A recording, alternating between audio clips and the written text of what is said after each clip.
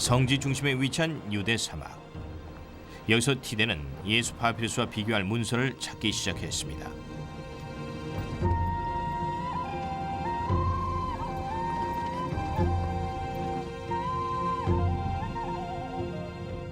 유대 사막에는 많은 문서들이 보존되어 있습니다.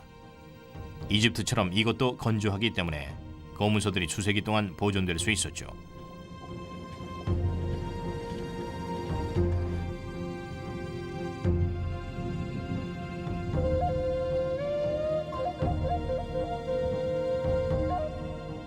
외진 곳이라 지리를 모르면 위험한 곳이 될 수 있습니다.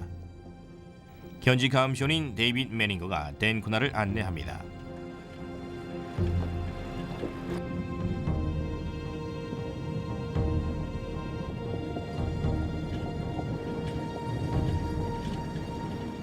한때 예수가 살았던 곳을 둘러보며 티데 교수의 이론을 입증하는 첫 번째 단서를 찾아갑니다.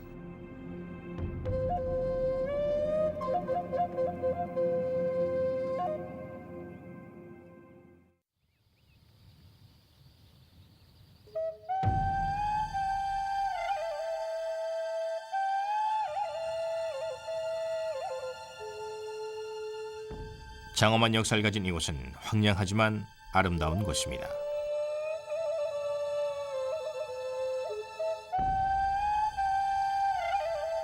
(2000년) 전 예수가 다니던 골짜기들이 펼쳐져 있습니다. 누가복음에는 예수가 여기서 악마에게 시험당했다고 기록되어 있습니다. 예수께서 영에게 이끌리셔 광야로 가셨으니 40일 후에 마귀가 와서 예수를 시험하려고 하였다. 악마는 예수를 3번이나 유혹하려 했지만 예수는 성경 구절을 인용해 대응하였고 결국 악마의 유혹을 이겨냈습니다.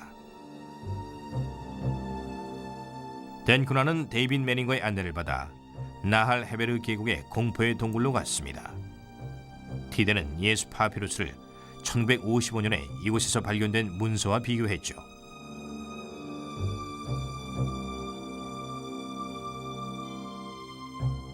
이 지역의 역사는 우물하고 비극적입니다. 서기 135년 유대인들은 로마군의 점령에 저항했습니다. 그들은 위대한 지도자 바르 코흐바와 함께 로마인들을 성지에서 몰아내려 했죠. 하지만 결국 로마군에 의해 50여만 명의 저항군이 살육당했습니다. 살아남은 저항군들은 로마 군인들을 피해 이 사막지대로 도망쳤습니다. 계곡 절벽 수백 미터 아래에서 그들은 숨을 수 있는 동굴을 발견했습니다. 이것은 동굴에 숨어있는 저항군을 잡기 위해 이 일대를 보유한 로마인들이 세운 진영의 흔적입니다.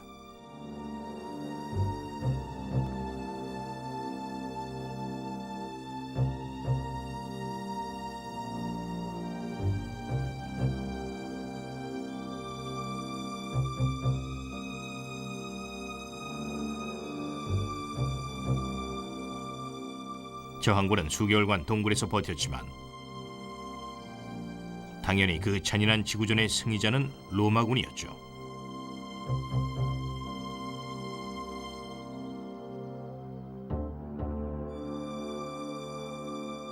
(1955년) 아이들을 포함한 저항군의 유골들이 발굴됐습니다. 이들은 갈증과 굶주림 속에 처참하게 죽어갔죠. 그래서 공포의 동굴이라는 이름이 붙은 것입니다. 저항군들의 소지품도 함께 발굴됐는데 그 중에는 문서도 있었습니다. 연대가 정확한 문서들이었죠. 서기 135년의 대학살 이후에 작성될 순 없었을 테니까요. 이것도 공포의 동굴에서 발견된 문서입니다. 소예언서 두루마리의 일부죠. 이 문서의 연대는 적어도 서기 135년을 넘지 않는 것이 분명하고 필체로 봐선 그보다 오래된 것일 수도 있습니다. 티데 교수는 그 필체가 예수 파피루스와 아주 유사하다는 걸 알아냈습니다. 우선 전체적으로 느껴지는 필체 인상이 흡사합니다. 글자가 고든 형태를 띠고 구두점이 없으며 글자사에 틈이 없습니다.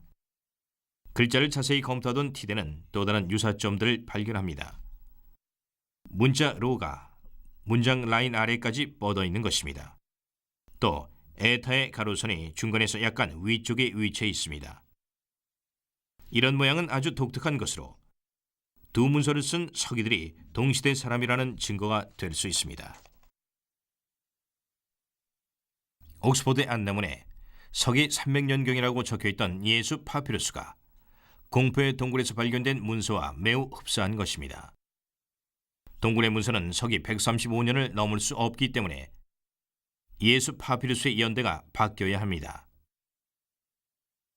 수백 년을 뛰어넘긴 했지만 그 문서가 목격자 시대에 쓰여진 것이라는 티데의 주장과는 여전히 70년의 차이가 납니다.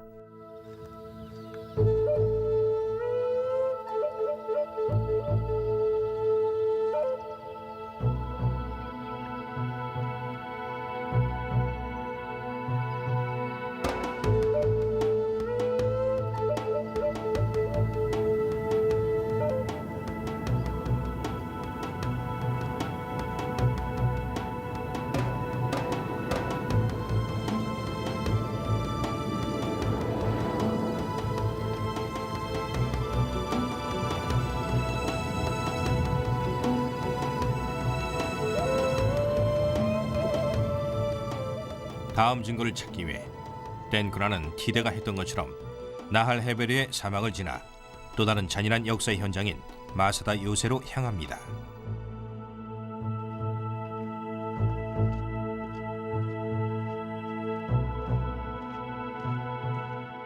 이 거대한 바위는 사막 위로 396m나 솟아 있습니다.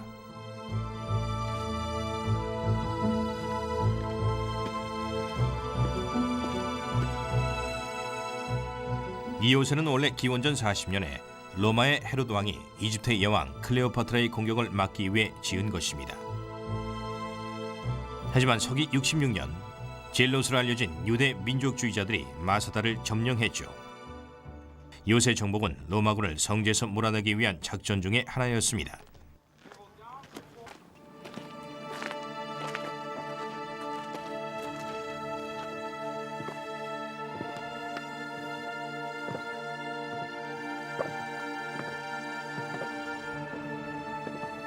유대인의 저항에 종집을 짓기 위해 15,000명의 로마군이 산 아래 주둔하며 마사다를 포위했습니다.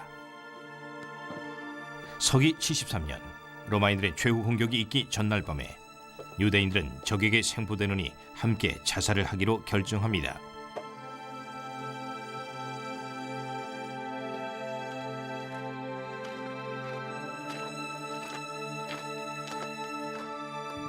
로마인들은 요새에서 900여 구의 시신을 발견했고 생존자는 여자들과 5명의 아이들 뿐이었습니다.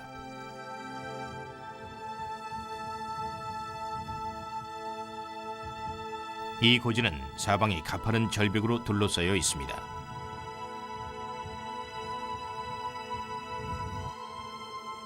이곳에서 둘러보면 마사다가 왜 천의 요새인지 알 수 있습니다.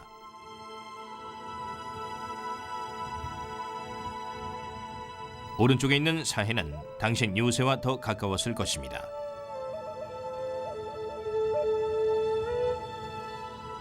왼쪽에는 유대 사막이 광활하게 펼쳐져 있죠. 바로 이것이 요산의 유대인들이 마지막으로 본 풍경이었습니다.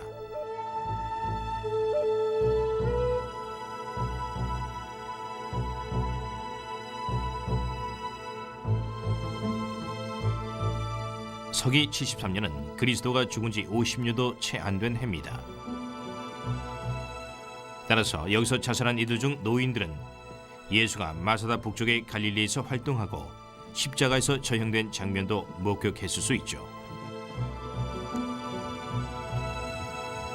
더구나 마사다는 1966년에야 발굴되었기 때문에 여기서 발견된 것 중 예수 파피루스와 연결되는 유물이 있다면 티데 이론에 큰 힘을 실어주고 우리는 목격자의 시대에 한 발짝 더 다가서게 될 것입니다.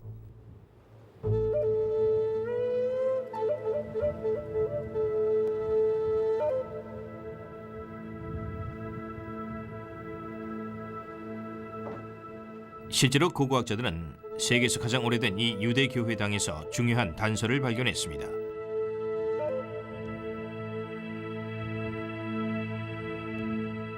성직자가 예배를 드리기 전에 옷을 갈아입던 방으로 보이는 곳에서 마사다의 참사 이후에 모래 속에 묻혀 잘 보존된 자기 조각이 발견되었습니다.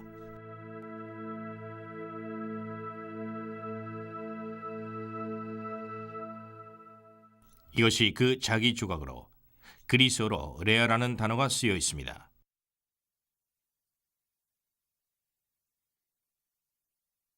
레아가 어떤 사람인지 글의 내용이 무엇인지는 알 수 없지만 필체의 중요성은 매우 커 보입니다. 티데는 이 필체가 예수 파피루스와 거의 동일하다는 사실을 발견합니다. 우선 이번에도 전체적인 느낌이 비슷하죠. 글자가 곧고 바른데 이런 필체를 언셜 자체라고 합니다. 결정적인 것은 각각의 글자들이 거의 똑같다는 것입니다. 양쪽의 알파는 중간선이 비스듬한 사선 형태를 띱니다. 완벽한 가로선이 아니라 왼쪽 아래에서 시작해 오른쪽 위로 비스듬히 올라가죠. 또 이오타의 꼭대기에는 양쪽 모두 눈에 띄는 장식선이 있습니다. 레아 조각과 예수 파피루스의 유사한 필체를 볼 때 이들이 동시대에 쓰여진 것이라는 게 거의 분명해 보입니다. 공포의 동굴의 문서로 인해 예수 파피루스의 연대는 서기 135년 이전으로 앞당겨졌습니다. 그리고 마스다에서 발견된 자기 조각이 요새가 파괴된 서기 73년 이전까지 그 연대를 끌어내렸죠. 이제 목격자 시대까지 몇 년 남지 않았습니다.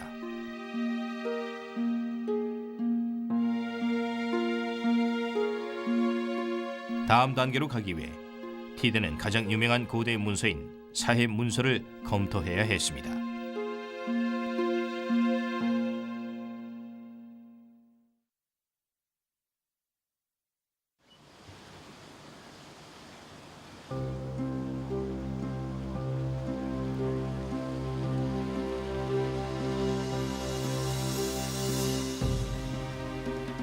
예루살렘의 이스라엘 박물관은 세계 최고의 고대 보물인 사해문서 두루마리를 소장하고 있습니다. 1965년엔 이 문서를 위한 전당이 만들어졌죠. 전당은 이 성스러운 문서가 들어있던 항아리의 뚜껑 모양으로 설계되었습니다.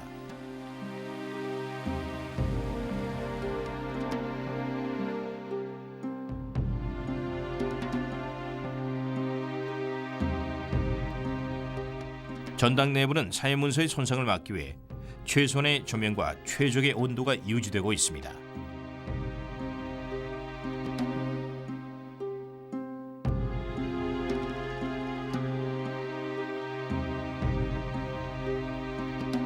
(50년) 전 유대 사막에서 베두인족의 한 양치기가 발견한 이 문서는 2000년이나 된 것입니다. 모두 800개의 두루마리로 된 이 문서에는 예수가 활동한 시기의 유대인 사회의 모습들도 자세히 묘사되어 있습니다.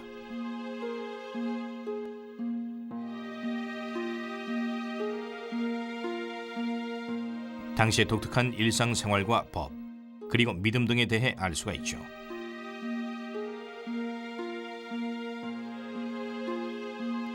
대부분이 조각으로 발견되어 다시 짜맞춰야 했지만 일부 가죽 문서는 완전한 형태로 보존되어 있었습니다.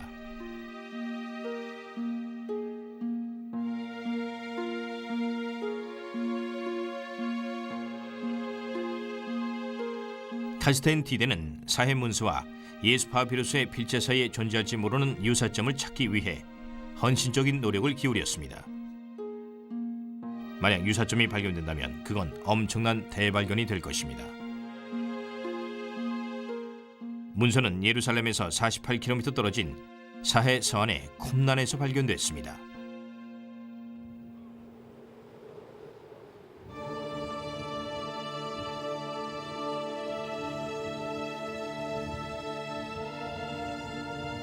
쿰란은 고대 유대교의 한 종파인 에세네파가 살던 곳입니다. 기원전 152년 그들은 사원 운영 방식에 불만을 갖고 예루살렘을 떠납니다. 이들은 종교적 기강이 땅에 떨어졌다고 생각하고 사막으로 가 기도와 연구를 바탕으로 한 공동체를 형성했습니다. 이들은 200년 이상 사막에서 운동 생활하며 예루살렘의 유대인 지도부로부터 독립적인 삶을 살았습니다. 댄쿠나는 티데의 발자취를 따라 당시에 대량 학살이 자행된 장소로 이동했습니다.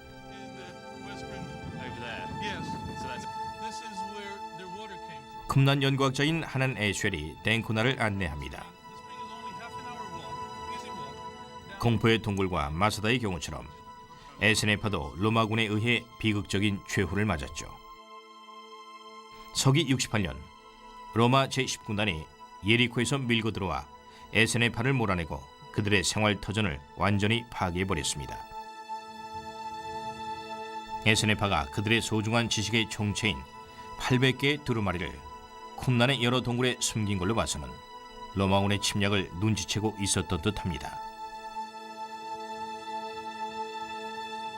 이후 쿰란 정착처는 2000년간 모래 속에 묻혀 있었습니다.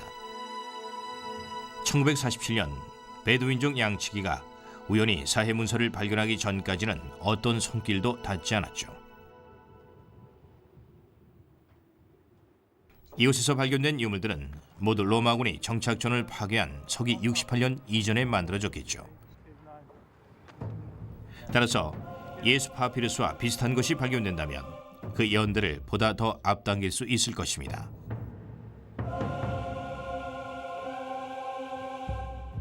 바로 이 동굴에서 중요한 증거물이 발견됐습니다.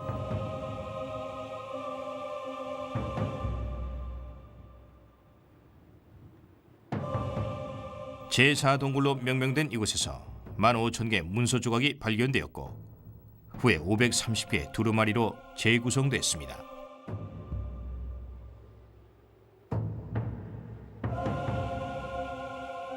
로마 병사들이 기록을 없애기 위해 문서를 모두 찢어버렸다는 주장도 있죠. 하지만 다행히도 이 문서 조각들은 건조한 모래 속에서 보존됐습니다.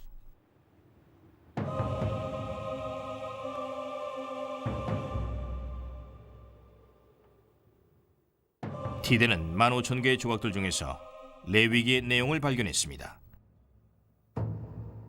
구약 성서이기 때문에 에스네파의 중요한 기록 중에 하나였을 것입니다.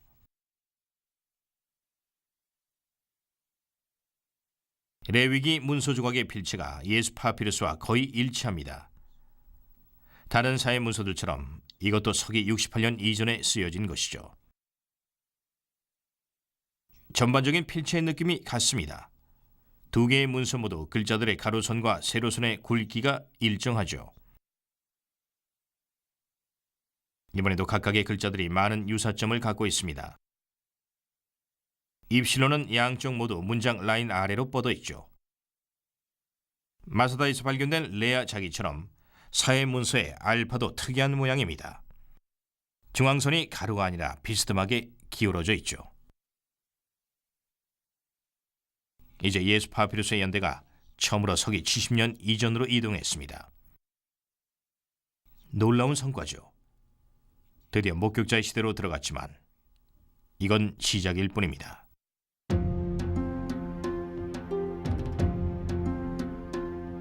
티데가 그 연대를 목격자의 시대 초기 쪽으로 앞당길수록 예수를 아는 누군가가 복음서를 썼을 확률은 커집니다. 그렇다면 연대를 더 앞당길 증거가 있을까요? 과연 복음서가 목격자 시대에 쓰여졌다고 입증할 수 있을까요? 성지의 지명에서 연대를 앞당길 수 있는 근거가 보입니다. 우선 이스라엘 최북단에 위치한 바니아스로 이동해야 합니다.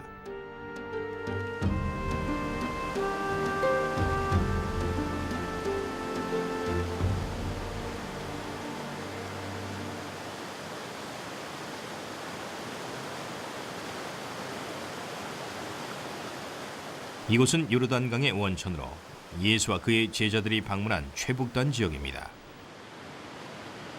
푸르른 바니아스 지역도 복음서에 얽힌 이야기를 많이 담고 있습니다. 제자 시몬은 이곳에서 그리스도를 영접하게 됩니다.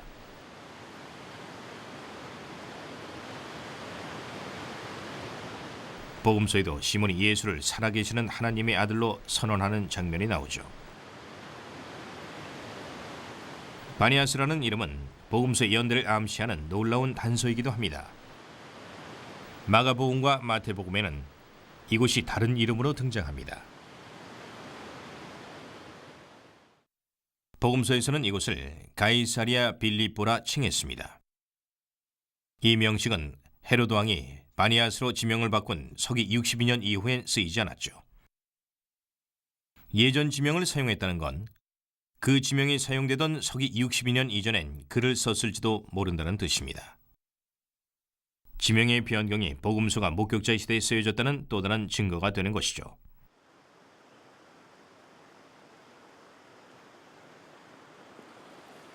강의 수원지에 고대 도시 바니아스가 있습니다. 헤로드 왕이 이교도 신 판을 기리기 위해 세웠죠. 시몬이 예수를 하나님의 아들로 선언한 후 예수는 시몬에게 베드로란 이름을 주었습니다. 그에 관한 구절입니다. 내가 네게 이르노니 너는 베드로라. 내가 이 반석 위에 내 교회를 세우리니 음부의 권세가 이기지 못하리라. 이교도의 사원내에 위치한 바로 이 동굴이 당시 예수께서 지옥의 문으로 비교한 곳으로 보입니다.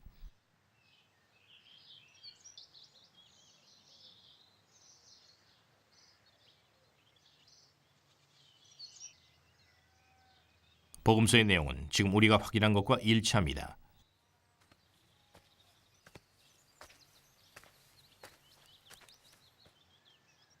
이곳 바니아스는 복음서가 목격자의 기록이라는 근거가 됩니다. 복음서의 연대를 더 앞당기기 위해 티데는 사막과 쿰난 그리고 사해 문서를 다시 조사했습니다. 무너진 제7동굴에서 아주 작은 문서 조각이 발견됐는데 티데는 이것으로 목격자의 시대에서도 더 앞선 연대가 나올 수 있다고 믿었습니다. 그리스어가 적혀있는 이 작은 조각은 크기가 우표 정도입니다. 티데의 연구 결과 이건 역시 복음서의 일부로 이번엔 마가복음 6장의 내용 일부를 담고 있었습니다.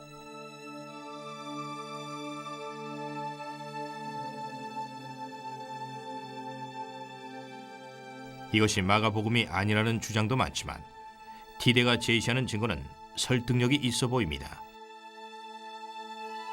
티데는 조각의 네 번째 줄이 갈릴리 호수의 고어인 게네사렛의 일부일 거라고 주장합니다.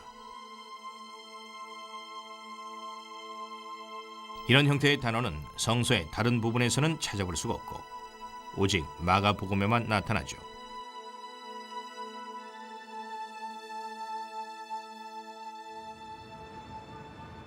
티데는 예루살렘에서 이 조각이 마가복음의 일부라는 다른 증거를 찾았습니다.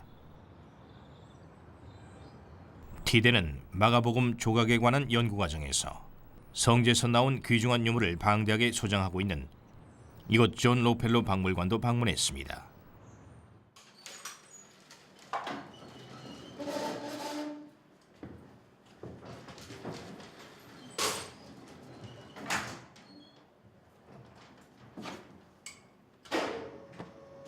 이 건물은 얼마나 된 거죠?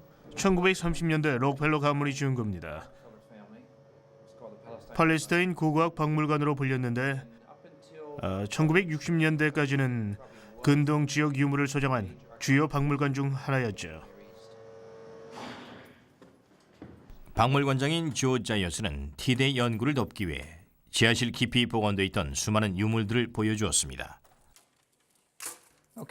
이것이 이스라엘 고대 유물 보관소예요. 아, 그렇군요. 19세기 후반까지 수많은 유물들이 보관돼 있죠. 대충 몇 점이나 되죠? 약 7만 5천여 점이요.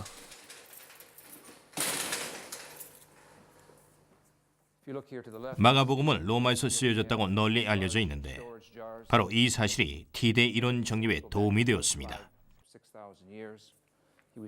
저건 가나안 사람들의 저장 단지인데 티데는 로마라고 쓰인 항아리가 쿰난의 제7동굴에서 논쟁이 되고 있는 마가복음 조각과 함께 발견됐다는 말을 들은 후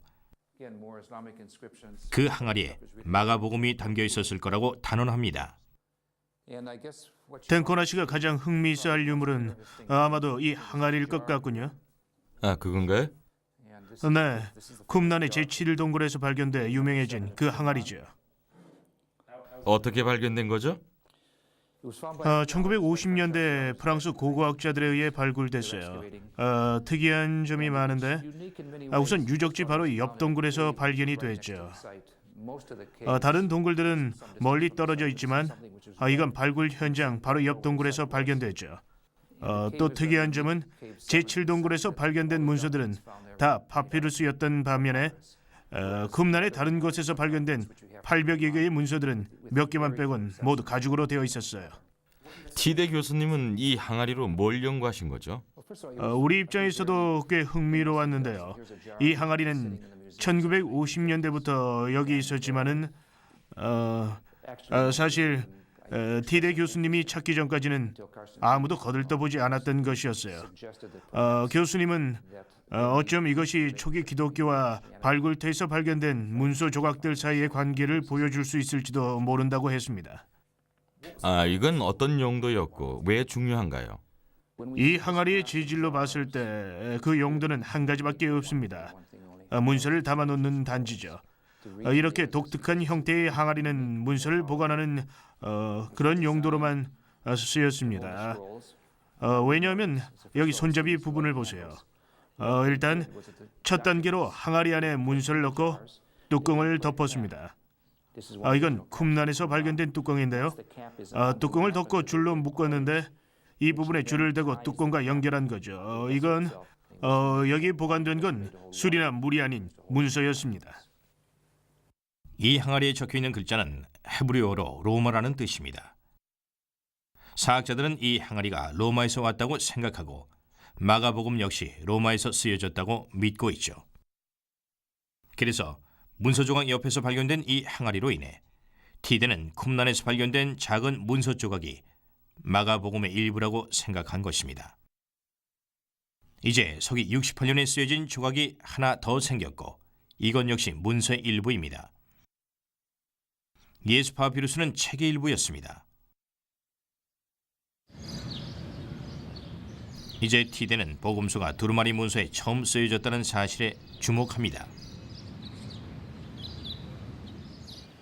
쿰난에서 발견된 조각이 두루마리의 일부라면 초기 기독교인, 그러니까 기독교 1세대들은 두루마리를 사용해 기록을 한 겁니다. 따라서 지금 우리가 갖고 있는 예수 파피루스라는 책 조각들 이전에 마태복음 두루마리가 존재했다는 말이 되죠. 이게 논점입니다. 쿰난의 마가복음 조각이 발견되기 전까지는 기독교인들이 책에만 복음서를 썼다고 믿었습니다. 그런데 두루마리 형태의 복음서가 있었고 그것이 후에 책으로 옮겨졌다는 증거가 발견된 겁니다. 예수 파피루스도 마찬가지죠. 그렇다면 맥달란 칼리지의 조각들은 그보다 더 오래된 두루마리를 보고 베껴 쓴 책이었던 것입니다. 책이 나오기 전에 두루마리 형태의 복음서가 있었으며 예수 파피루스가 만들어지기 전에 마태복음 두루마리가 존재했다면 마태복음과 다른 복음서들이 목격자의 시대에 쓰여진 것이라는 증거는 충분한 것입니다. 티대는 공포의 동굴과 마사다 쿰난의 유물과의 비교를 통해 예수 파피루스의 연대를 서기 68년 이전으로 앞당겼습니다. 그런데 쿰난의 발견은 최초의 복음서가 두루마리에 쓰였다는 걸 암시해 줍니다. 그게 사실이라면 지금은 없지만 예수 파피루스의 서기가 보고 베낀 두루마리 형태의 마태복음이 존재했겠죠. 그럼 복음서의 연대는 예수의 죽음 전 20년 안으로 당겨집니다. 많은 학자들이 착각하고 있는 게 있습니다.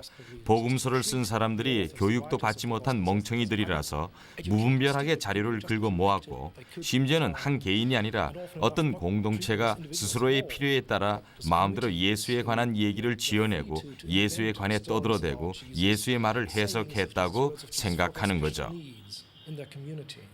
예수 파피루스나 쿰난의 마가복음 두루마리 같은 문헌 덕분에 목격자의 시대를 되돌아보면서 역사를 전설로 치부했던 회의론자들의 주장에서 탈출하게 된 것입니다. 이제 우린 초기 기독교인들처럼 전설이 아닌 역사적인 정보들을 다루게 된 것이죠. 그러니까 예수 파피루스를 계기로 우리가 복음서를 역사적인 사실로 진지하게 받아들여야 한다는 것인가요? 목격자의 시대에 만들어진 관련 문헌이 있다는 건 초기 기독교인들이 실존한 예수에 관한 역사적인 사실을 기록하려 했다는 사실을 반증합니다. 그들은 스스로 목격자였고 다른 목격자와 인터뷰도 했죠. 직접 목격한 엄연한 역사적 사실을 기록한 것입니다. 어떤 면에서 볼 때 이번 문헌 분석의 가장 중요한 결과 중 하나는 우리가 역사학자로서 복음서의 내용을 살펴보며 당시의 목격자들이 어떻게 느끼고 생각했으며 또 어떻게 그것을 글로 옮겼는지를 알 수 있다는 것입니다. 이건 신화나 전설이 아닌 엄연한 역사입니다.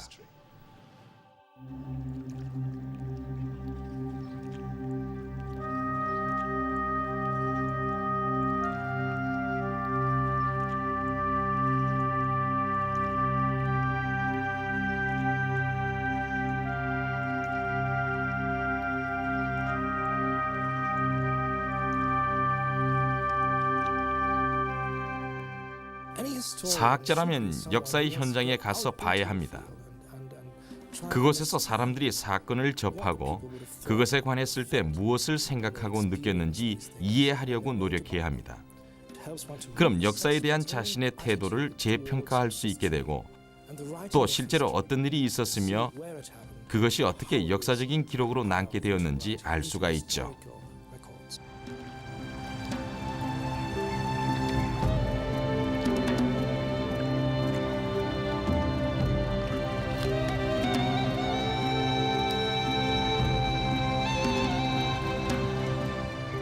갈릴리 호수는 예수가 처음으로 목회 활동을 한 것이며 기독교가 시작된 곳입니다.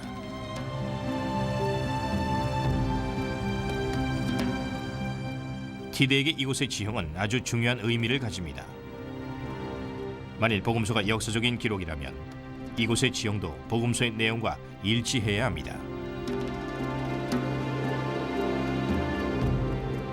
여기 갈릴리에서 티대의 주장이 활기를 띱니다. 이제 티대 연구는 복음서에 관심 있는 모든 이들의 관심을 끌게 되었습니다.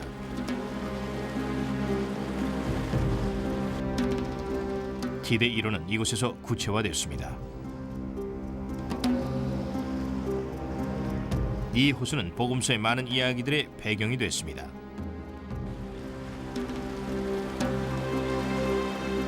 복음서에는 예수가 제자들이 탄 배를 위협하는 폭풍우를 진정시켰다는 내용이 나옵니다. 놀란 제자들은 이렇게 말했죠. 저가한 위기에 바람과 바다라도 순종하는 것.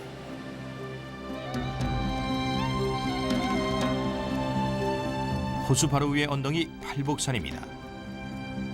이곳은 예수가 산상수훈을 전한 장소로 알려져 있죠. 이 설교로 예수에 대한 믿음이 시작됐고 그 믿음은 기독교적 윤리로 발전했습니다. 그리스 로마 시대에는 대부분의 관리들이 속기를 익혔습니다. 세리였던 레위 마테오, 즉 마테도 속기를 배웠을 것입니다.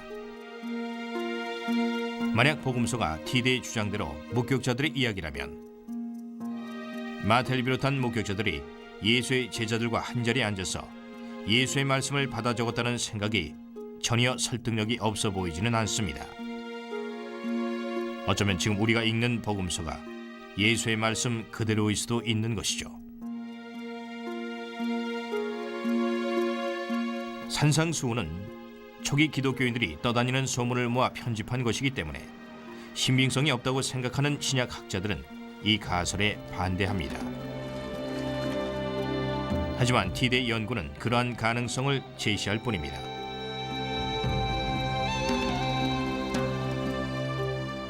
가버나움 해안을 따라가다 보면 마태가 말한 그리스도의 마을이 나옵니다. 예수는 갈릴리에 머무는 동안 이곳에서 많은 병자와 귀신 들린 자들을 치료했죠.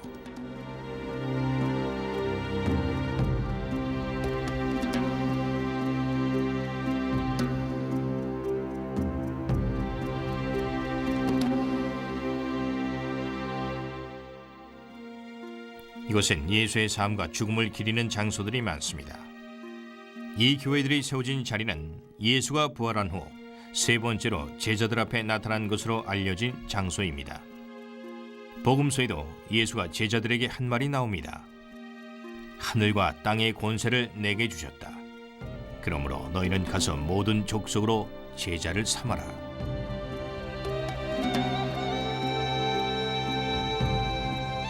이곳의 여러 지명들은 복음서에 나오는 특정한 사건과 연계하여 붙여진 것입니다.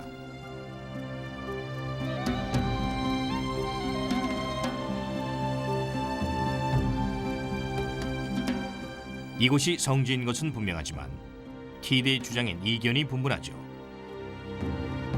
T대의 지지자들도 늘고는 있지만 런던의 그레이엄 스탠튼 교수는 아직도 고개를 젓습니다. 이론적으로는 복음서 조각 하나로 1세기라는 연대를 추정해낼 수 있는 가능성도 배제할 수 없겠죠. 불가능한 일은 아닙니다. 아주 희박하긴 하지만 가능성은 있어요. 제가 동의하지 않는 것은 파피루스 조각에 대한 T대 교수의 해석 방식입니다. 스탠튼의 반대 이유는 두 가지입니다. 첫째, 예수 파피루스 조각들이 이집트에서 발견되었기 때문에 비교 대상도 이집트에서 발견된 문서에 한정돼야 한다는 것입니다.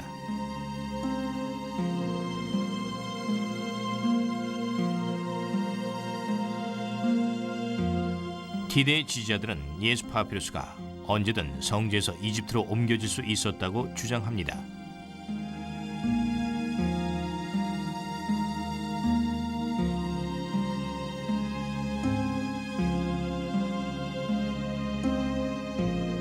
두 번째 반대 이유는 보다 심각하지만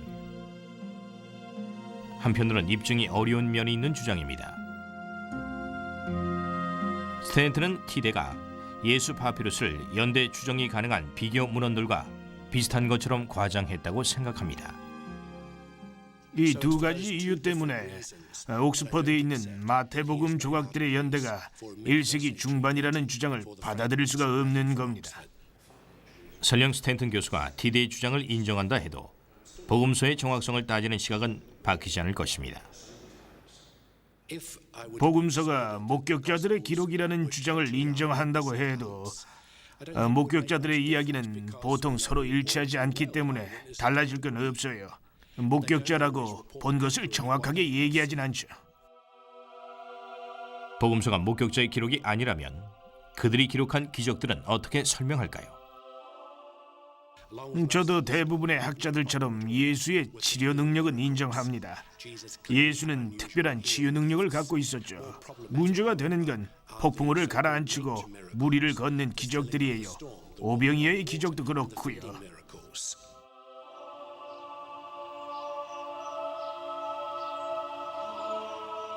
갈릴리 호수 근처에서 5천 명에게 음식을 나눠준 기적이 일어난 자리엔 타드가 교회가 서 있습니다. 복음서는 예수가 이곳에서 5개의 떡과 물고기 2마리로 5천 명을 먹였다고 전합니다. 마태복음입니다. 예수께서 떡 5개와 물고기 2마리를 가지고 하늘을 우러러 축사하시고 떡을 떼어 제자들에게 주시매 제자들이 무리에게 주었다. 먹은 사람은 여자와 아이 외에 5천 명이나 되었더라.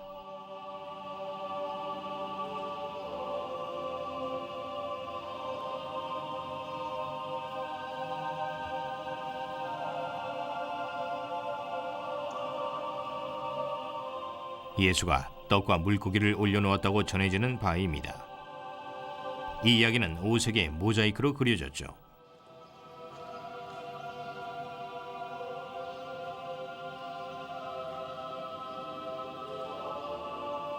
스탠트는 이런 기적을 문자 그대로 해석해서는 안 되는 상징적인 것으로 봅니다.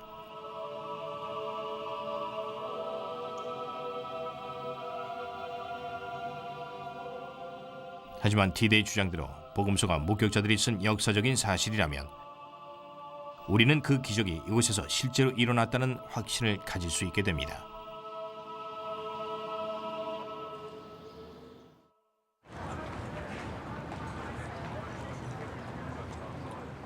예루살렘은 예수가 갈릴리를 떠난 후 찾은 곳입니다.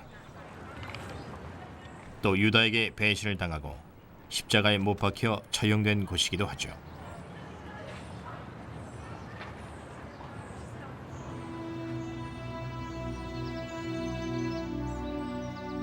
매튜 덴코나의 여정이 끝났습니다. 예수 파피루스의 자취를 쫓다가 예루살렘으로 돌아온 그는 복음서의 이야기가 우리에게 남긴 유산을 직접 체험해 보려 합니다.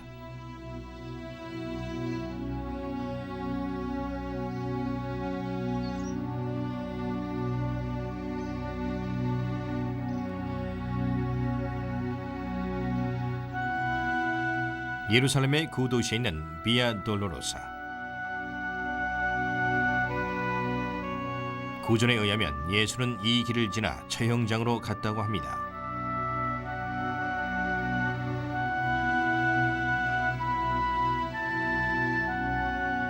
당시의 로마 관습에 따라 예수는 십자가를 지고 이 도시를 지나는 모욕을 당해야 했습니다.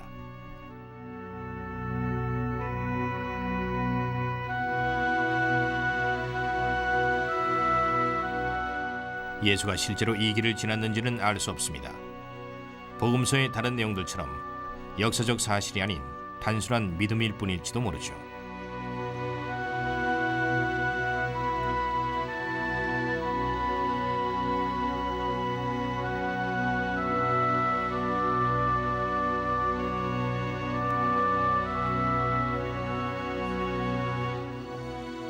지금은 전 세계 순례자들이 예수의 발자취를 따르기 위해 이곳을 방문합니다.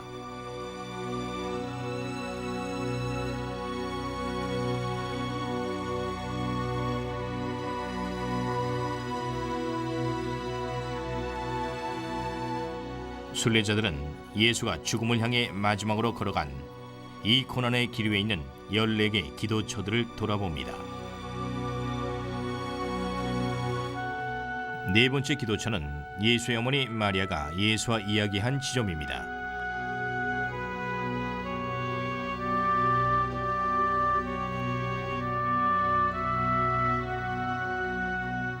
여섯 번째 기도처는 성녀 베로니카가 수건으로 예수의 얼굴에 묻은 피땀을 닦아주었다고 전해지는 곳입니다.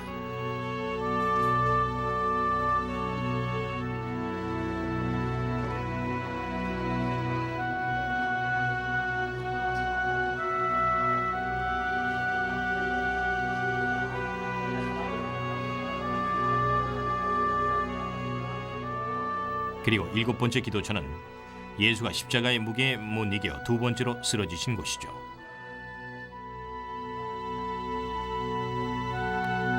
물론 실제 역사의 현장인지는 알 수 없지만 사람들은 지금도 하나님의 아들의 마지막 몇 시간을 기리기 위해 이곳을 찾습니다.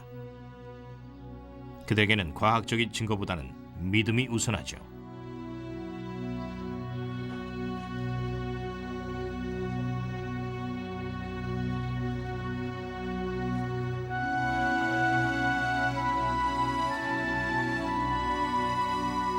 비아 돌로로사의 끝에서 예수의 여정도 끝납니다. 이곳엔 기독교 세계에서 가장 신성한 곳인 성묘교회가 있죠. 기독교의 모든 종파 사람들이 이곳을 찾습니다. 순례자들은 예수가 무덤에 들어가기 전에 죽은 몸을 씻기우고 기름이 부어졌던 장소에 입을 맞춥니다.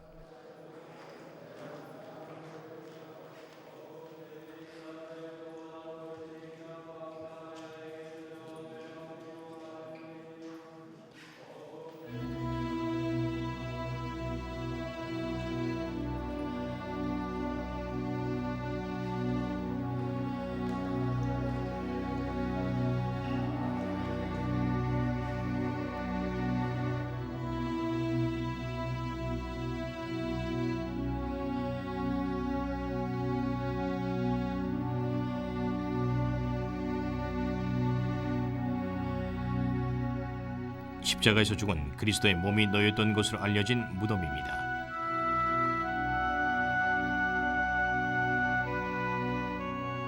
순례자들은 예수가 놓였다는 돌을 만져보기 위해 줄을 서서 기다립니다.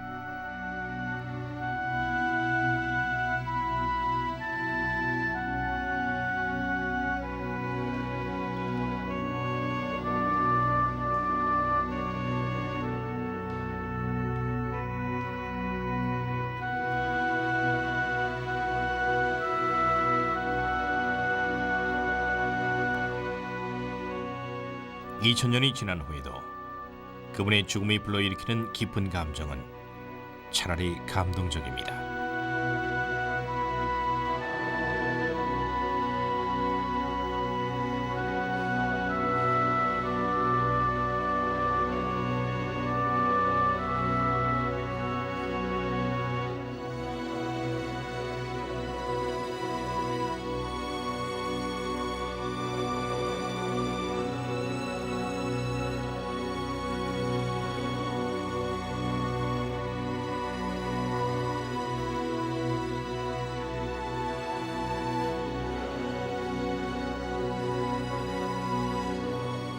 지난 2000년간 과학과 믿음은 서로를 반박하며 싸워왔습니다. 갈릴레오는 교회로부터 이단화로 낙인찍혔고 다윈은 진화론으로 창조설을 부정했으며 프로이드는 기독교인들의 도덕적 정체성을 깨어버렸습니다.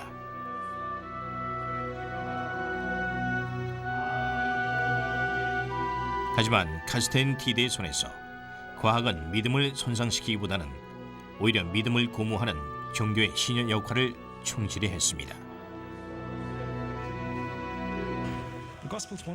복음서의 목적은 두 가지예요. 읽는 이들의 믿음을 강하게 하되 전설이나 재미있는 얘기, 주님의 열정에 대한 작은 일화 등이 아닌 역사적 사실을 이용하는 것이죠. 그러니까 역사적인 사실과 신자들의 믿음의 강화는 절대 상반되는 개념이 아닙니다. 그것이 고대 사학자들이 했던 일이죠. 항상 메시지가 있었어요. 사람들이 이해하려 한 어떤 메시지요. 복음서의 경우엔 역사 속 예수가 신앙의 그리스도이기도 하다는 메시지예요. 동전의 양면 같은 거죠. 복음서의 모든 내용이 사실이라고 말하는 과학자는 아직까지 없습니다.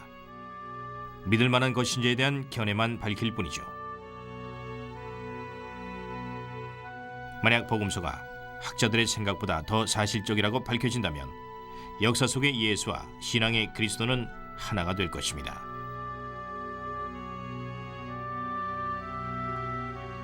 찰스 휠리엔 목사가 발견한 지 근 100년 만에 예수 파피루스가 그 가치를 드러냈습니다.